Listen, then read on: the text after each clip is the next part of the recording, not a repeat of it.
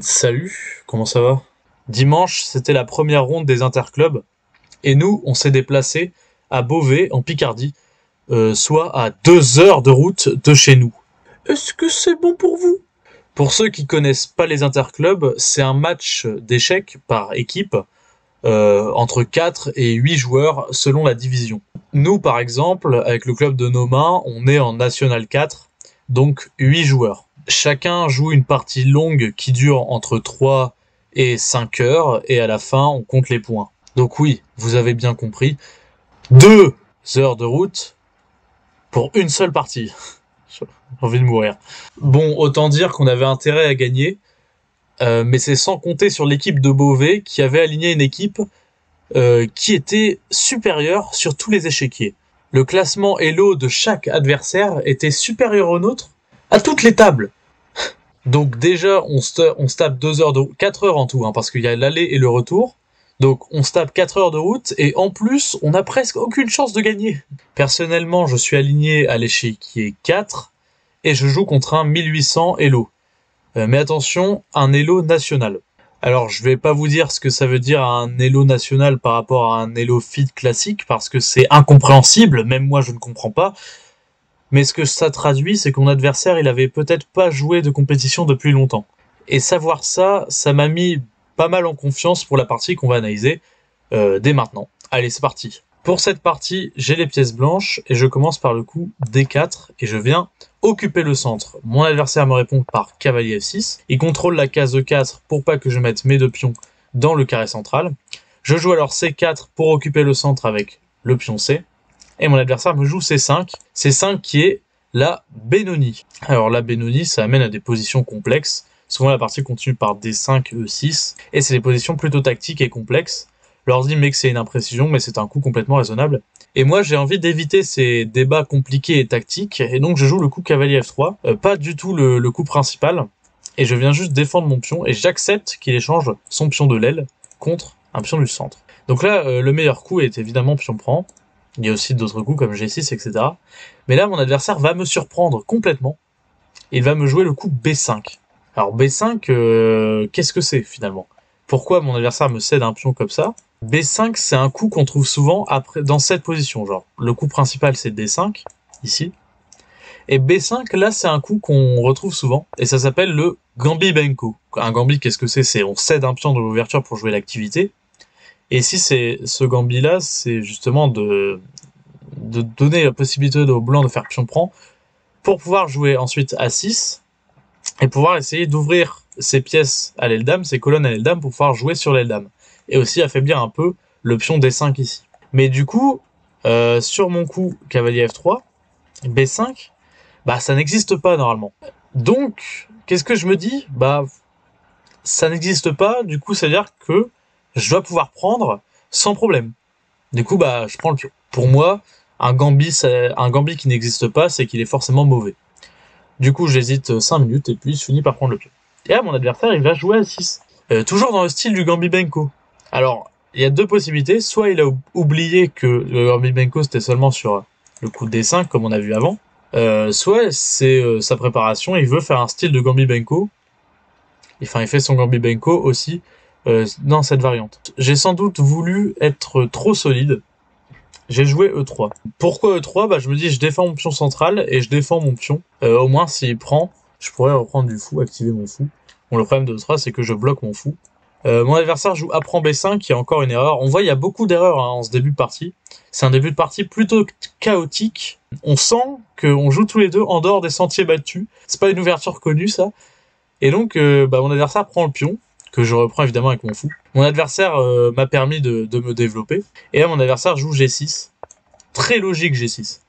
Il veut simplement mettre son fou sur la grande diagonale. Donc, il fait une structure type fianchetto. Donc, un fianchetto, c'est un fou qui se met sur la longue diagonale. Donc là, il va mettre son fou en G7 et il va rayonner. Et je joue cavalier C3, développement. Jusque-là, tout va bien. Fou G7, petit roc. Pourquoi j'ai pas pris le pion ici? Bah, j'ai pas forcément intérêt à le prendre parce que maintenant qu'il a son fianchetto, si je prends le pion, je m'expose à un problème sur la grande diagonale. Donc, je préfère roquer. Et mon adversaire qui finalement décide du sort de ce pion en prenant le mien. Et là, j'ai deux choix. Soit j'ai le coup pion prend, soit j'ai le coup cavalier prend. Alors, dans la partie, J'ai fait pion prend, et je vais expliquer mon choix. Je décide de me créer un pion isolé. Alors un pion isolé, qu'est-ce que c'est? C'est un pion, comme celui-là, qui ne peut plus être soutenu par les autres pions. Regardez, mes pions sont plus sur les colonnes adjacentes à la colonne D. Du coup, ce pion, il est un peu faible. Mais en contrepartie, et c'est ça que je me suis dit que les contreparties valaient le coup, je bloque la diagonale de son fou avec un pion, donc ça c'est toujours bien, le fou rayonne moins, et en même temps, mon fou se libère. Par contre, il y avait un autre choix, c'était cavalier prend, et ça c'était aussi raisonnable. C'était une option plus active, le cavalier contrôle beaucoup de cases, genre, il contrôle ici, ici, il touche fou aussi pour le défendre, etc. Pour illustrer mon propos, l'adversaire il peut pas bouger son cavalier là, il peut pas se développer tranquillement. Mais en même temps, c'était un peu une option à double tranchant. Donc certes, je me crée pas de pion isolé, mon pion il reste bien fixe à la structure, mais j'ouvre son fou, donc lui aussi, d'un côté il est un peu plus actif, et je bloque le mien. Donc c'était une option un peu à double tranchant, mais c'est vrai que mon cavalier était très actif, et si par exemple il décide de le chasser avec le coup E5, bah je fais juste cavalier F3, et le pion D7 est une faiblesse immense, il s'est créé un pion arrière. Donc mon cavalier était difficilement chassable. Bon, je décide de reprendre de E, et mon adversaire roque. Je mets ma tour en E1, hop, et je viens me mettre directement sur la colonne qui est ouverte, très logique. Et on tape son pion E7, pour l'instant arriéré. Mon adversaire va jouer le coup de D6, c'est un coup très logique dans cette structure. En fait, il a un fianchetto, donc il a sa structure de pion autour du fianchetto est forcément sur case blanche pour laisser fou contre les cases noires. Mon adversaire, il décide de mettre ses pions sur 2 couleurs de cases pour se créer le moins de cases faibles possible. Donc si toute sa structure ici est sur case blanche, il va essayer de mettre le reste de ses pions sur case noire, et c'est ce qu'il fait très bien ici. Donc là, au niveau des couleurs de cases, il contrôle bien les 2 couleurs de cases, néanmoins, son pion E7, il l'arrière encore un peu plus, donc son pion E7 est vraiment une faiblesse. Un autre avantage de ce coup, c'est qu'il peut évidemment sortir le fou comme on verra après. Je joue le coup H3. L'idée, c'est juste que je viens contrôler la case G4 pour pas qu'il y place un fou et qu'il installe un clouage désagréable sur ma dame. Je prévois de développer mon fou, par exemple ici ou en G5, tout en laissant une case de repli en H2 au cas où il se fait attaquer par des pions. Et aussi, je laisse une case pour mon roi, pour la fin de partie, toujours utile. Donc c'est un peu un coup polyvalent H3, toujours utile, et ça me permet aussi de jouer assez rapidement et de gagner un peu de temps. Il y avait un autre coup ici très intéressant, c'est le coup A4, ça permettait de stabiliser la case B5, la case B5 pour une pièce, par exemple avec les cavaliers au fou. Et on remarque que le pion A4, c'est aussi un pion passé, parce que mon adversaire m'a cédé tous ses pions à l'aile dame, je commençais déjà à le pousser. C'était une autre possibilité. Mais bon, je jouais H3, pourquoi pas. Mon adversaire joue fou D7, donc il propose l'échange des fous. Et ici, je joue fou G5. Je décide de développer mon fou et de privilégier mon développement, mais c'était pas la meilleure option. En fait, j'accepte qu'il échange ce fou. Le meilleur coup était fou C4.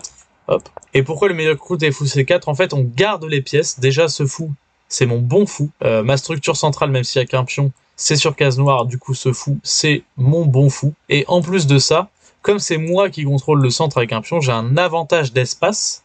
Par conséquent, c'est mieux pour moi de garder les pièces. Si on a plus d'espace pour nos pièces, autant les garder et que lui se retrouve avec des pièces qui sont un peu bloquées. En gros, je lui permets simplement d'échanger les fous, ce qu'il va faire. Très bien joué. Mais bon, en contrepartie, j'ai quand même mis mon cavalier sur une très belle case, la case de B5. Et après, dame B6, il va s'empresser d'attaquer mon cavalier, je peux jouer directement A4. Donc comme tout à l'heure, je pousse mon pion passé et je stabilise la case pour ce cavalier. La case B5 est une case très forte dans sa position.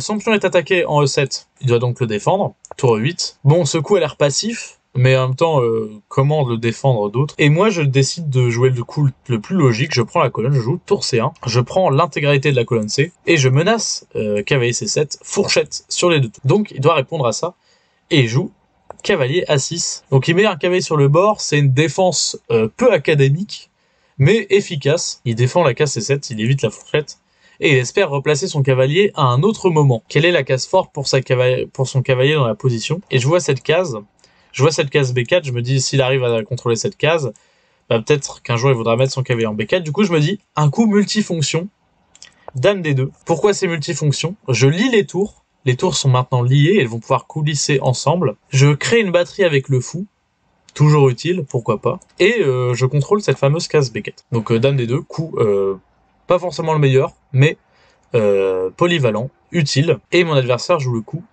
cavalier D5. C'est vraiment bien ce coup parce qu'il ouvre son fou directement sur mon pion. Et il active son cavalier et il le met sur une case très forte, la case D5. Pourquoi c'est une case forte? Parce que comme j'ai dit tout à l'heure, ce pion est un pion isolé.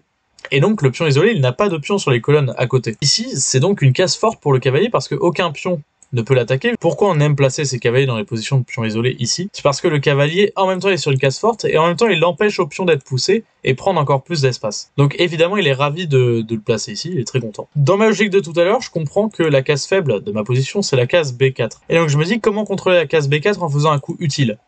Tour C4. Alors tour C4, ça a l'air un peu bizarre parce qu'on a l'impression que la tour, bah, elle est plutôt mal placée. Mais en fait, pas du tout parce que la tour contrôle la case B4, donc elle empêche le cavalier de venir. Et en même temps, je prépare le doublement des tours. J'ai envie de doubler les tours sur la colonne C et de dominer la seule colonne complètement ouverte de l'échiquier. Donc évidemment, tour C4, très bon coup. Et là, mon adversaire vient jouer le coup F6, qui est une imprécision. Pourquoi? C'est plutôt pas mal à première vue parce que il veut forcer à bouger mon fou.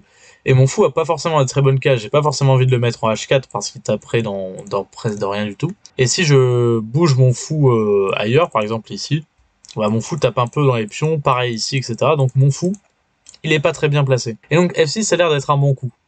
Mais ici, je remarque quelque chose, en jouant F6, il a quand même affaibli beaucoup ses cases blanches autour de son roi, juste là. Vous voyez que ces 3 pions ici sont sur case noire, et que mon adversaire n'a plus de fou de case blanche. S'il n'a plus de fou de case blanche, ça veut dire qu'il ne peut pas colmater les cases qu'il a laissées derrière lui. Et donc j'en profite directement, et je joue Dame 2. Alors Dame 2, on peut dire oui mais Léo, t'as laissé ton fou en A. Sauf que justement, le fait qu'il ait affaibli ses cases blanches juste autour de son roi, sur pion prend G5, j'aurais du coup Dame 6 échec, et je récupérerai le cavalier juste après. Du coup, mon adversaire, il a pas forcément envie d'échanger ce fou qui est pas terrible contre ce cavalier, et donc il va décider de jouer le coup Roi F8. Alors pourquoi Roi F8 donc il empêche du coup maintenant Dame 6 échec et je dois bouger mon fou. Donc c'est ce que je fais, hein, je joue fou D2, on expliquera ça après. Mais pourquoi Roi F8 c'est pas le meilleur? C'est parce que le roi il est plutôt mal placé en fait ici, il aurait été mieux en H8 par exemple. Au lieu de Roi F8 par exemple, il y avait une idée intéressante, c'est le coup E5. E5 ça empêche l'idée de Dame 6 échec, et ça prend de l'espace au centre, c'est un peu ce qu'il veut faire depuis tout à l'heure. Mais bon, après fou D2, ce que j'allais jouer un peu dans tous les cas, il serait aussi affaibli, maintenant il aurait affaibli le pion D qui est juste là. Et il a d'autres problèmes. Bon, c'était une idée intéressante pour lui. Donc mon adversaire a joué Roi F8. Et je joue Fou D2. Alors pourquoi Fou D2 c'est un coup très cool? Parce que Fou D2, on replace le fou à un endroit particulier, c'est-à-dire à 3 cases du cavalier. Quand on place un fou à 3 cases du cavalier, bah en fait on remarque que toutes les cases vers l'avant du cavalier, je vais vous les dessiner, hop, ces cases vers l'avant, elles sont toutes contrôlées par le fou. Quand vous avez un fou, bah vous pouvez facilement contrôler un cavalier en se mettant à 3 cases de lui. Et par exemple, si j'avais déplacé mon fou au coup d'avant, vous voyez que j'aurais pas eu cette belle case ici. C'est une case très intéressante hein, parce qu'elle tape pas dans un pion, etc. Alors que les autres cases que j'avais, elles tapaient dans des pions. Et donc le fait d'avoir joué Dame 2 avant, puis Fou D2, ça me permet de mettre le fou sur une meilleure case que si je l'avais bougé avant. Mon adversaire, du coup, bah il a plus trop de plans là. On voit qu'il commence à manquer de plans. Il veut échanger des pièces, il joue le cavalier à C7. Je commence par échanger le cavalier, donc c'est son idée. Il doit reprendre du cavalier. Et là, je joue tour EC1. Ça y est, je peux enfin doubler mes tours sur la colonne. Et j'attaque son cavalier. Et ce qui est très intéressant, c'est que le cavalier n'a qu'une seule case. Il est obligé d'aller en D5. Ça y est, c'est maintenant. J'infiltre la dame avec Dame 6. J'exploite la faiblesse de ces cases blanches et le coup F6 qui a été joué pour pouvoir jouer Dame 6. Avec gain de temps sur le cavalier, je l'attaque. Le cavalier n'a aucune case. Genre, je dessine les cases. Vous voyez, grâce au fou qui est là, le cavalier, il peut plus bouger. Du coup, il est obligé de le défendre. Et donc, il va devoir jouer Dame B7 pour défendre le cavalier. Et là, maintenant, un super coup. Son cavalier est mal placé, il va essayer de le bouger. Où est-ce qu'il pourrait le bouger? En B6. C'est sa seule case. Maintenant, il s'est libéré la case B6. Et maintenant, je joue A5. Protégé par le fou. Donc, il peut pas prendre le pion. Et le cavalier peut plus revenir en B6. Et maintenant, il peut pas bouger. Il est un peu bloqué. Le cavalier n'a pas de case. Le roi non plus. Le fou... il a pas trop de cases intéressantes, enfin il a qu'une case, c'est H8, elle est un peu nulle. Ses tours, pareil, pas de cases intéressantes. Et s'il bouge ses pions, donc la seule chose qui peut encore bouger, pourquoi pas bouger, bon en fait il s'affaiblira encore plus c'est le roi. Et comme j'avais prévu, il joue le coup H6.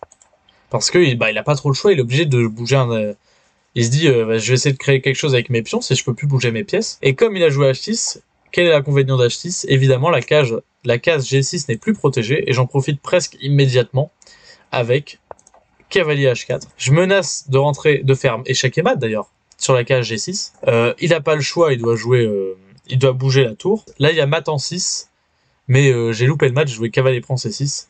G6, cavalier prend G6, mais c'est à peu près la même chose, finalement ça va revenir au même. Il est obligé de jouer roi E8, et là je joue tour C7.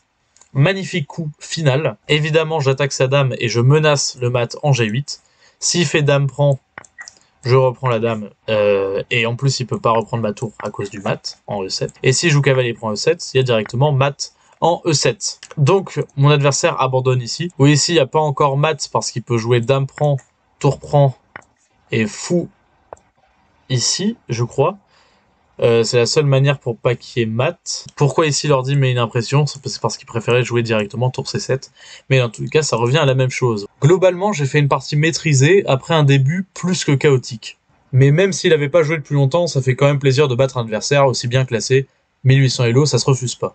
Pour ce qui est de l'équipe, alors accrochez-vous bien, on a gagné sur le score de 3-2. Alors, même moi, j'ai pas compris comment on a réussi à faire ça. Mais en tout cas, les 4 heures de route sont rentabilisées. Alors certains se demandent sûrement pourquoi on a gagné sur le score de 3-2 alors qu'il y a 8 échiquiers, donc 8 parties. Eh bien, les nuls ne comptent pas. Par conséquent, ça veut dire qu'on a fait 3 victoires, 2 défaites et 3 nuls. Et comme les 3 nuls ne comptent pas, il n'y a eu que 5 matchs réellement comptés. Et donc 3-2. Bref, ça suffit pour aller chercher la première ronde. Et donc voilà, on est bien lancé dans ces interclubs. Et j'espère que ça va nous mettre en confiance pour la suite.